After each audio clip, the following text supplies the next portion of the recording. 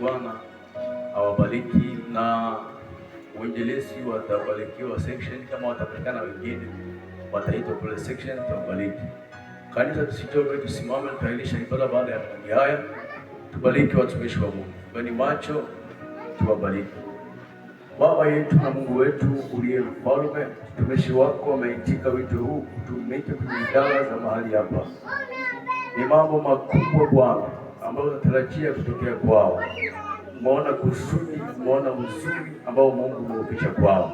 Kila mmoja kati ya neema yako akatumike kwa upendo na kwa moyo, kwa busara na hekima, akakupendeze wewe daima.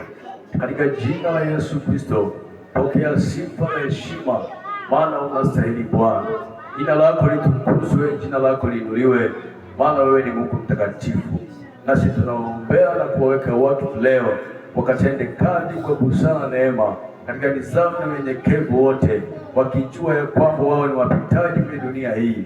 Sasa Mungu tunawabariki kadri kanza rasmi na usimamizi wa kila mahali, katika jina la Yesu Kristo tunawabariki. Sasa uje tuseme amen. Wabariki.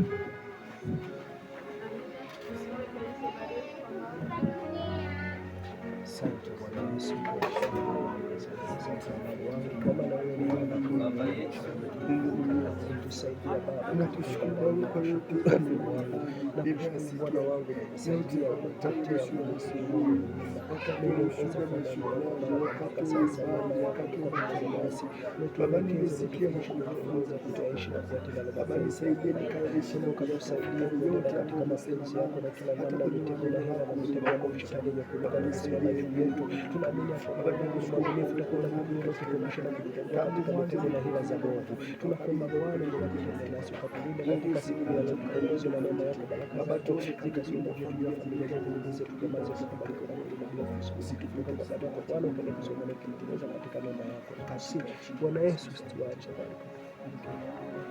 Amina. Mungu atubariki, tuende na amani ya Bwana.